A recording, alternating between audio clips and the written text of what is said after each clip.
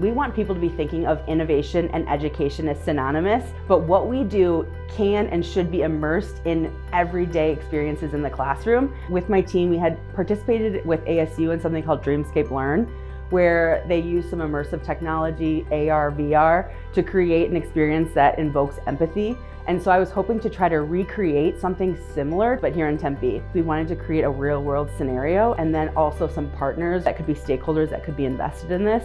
The City Design Project is an opportunity for students to collaborate and work as a team to design the most innovative and sustainable city they want for their future.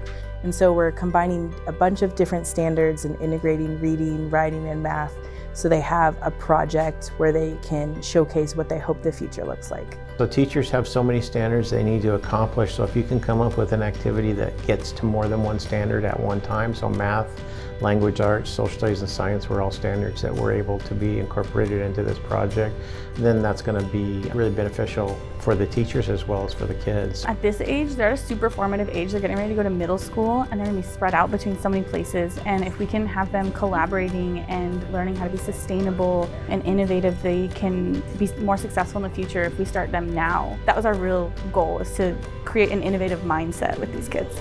Experiential hands-on learning is how you involve the entire kid. You get them making something, get them challenged, get them making mistakes, get them hearing from experts really makes the learning tangible. This is something that can be applicable to everyday life. It makes an imprint. It resulted in that genuine engagement throughout the whole process. Teamwork is essential no matter how old you are, and I think when they learn how to work with people of different strengths, and they learn how to balance their skills, it will help them in their future for college and careers. With this project, they're really diving into their own city, and teachers are really not facilitating everything. Whatever they need, whatever they feel their city needs, they are doing as a group. All of us had these new ideas, these ideas that we've never even thought about doing, but I'm really impressed with my team and the work that they were doing. So yeah, I was just really proud of them, because they actually were thinking of the project as the most important thing right now that's going on. Any experience that you can give kids is going to be more impactful to them than any recall of knowledge that you ask them to do. So they're going to remember this for a long time because it's experiential. The whole time we're trying to think, this is fifth graders doing this, and as our experts would say, they said, I can't believe you guys are doing this with fifth graders. I couldn't imagine college kids doing this, let alone fifth graders, so this is just amazing. I think this project provides an incredible experience and exposure to the larger city as a whole. I saw embedded in a lot of the lessons, the math, the language, the geography.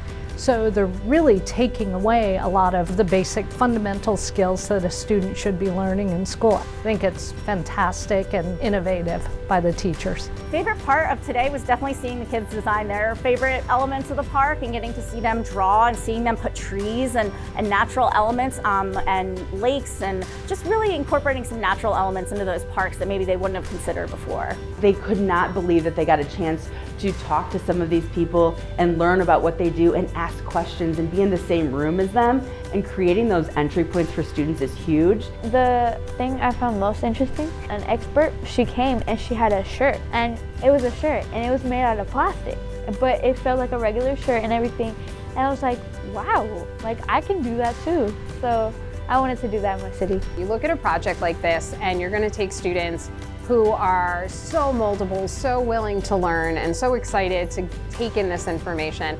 And they're gonna go, wow, this is something I can do as a job. Maybe I wanna be a city planner. Maybe I wanna work with electric vehicles, or I wanna be a chef. This project was so much more than just getting ready for the test. This is those higher order thinking skills that are really gonna push these students to just an absolute new level. Watching them engage with our experts has been so powerful because these are real people who have these jobs in this industry, and it's almost been like a job fair or a career fair. They didn't even realize these jobs existed. Well, hopefully there's a future architect or landscape designer or land use planner in the mix there. I think just giving kids as many opportunities as they have to think about how things work is always great. Our city basically runs on electricity. We put electric scooters, we have electric bikes, we have a train, electric train, and we have electric cars. If you have an electric vehicle, you would get 10% off when you go shopping, and you would get paid $50 to $100. Intellectually, it challenged them every single day, and they took it in stride, and I didn't know if we were gonna make it successfully, but we have, and they've blown me away every single day. So while we kind of scrunched it all into 1 week, the learning was so powerful, and it really was proof that students do learn in this way. Students were proud of their city, they were proud of what they had created, and they could speak so knowledgeably about so many different things. The amount that they were able to absorb, process, and then able to apply it to the project was amazing.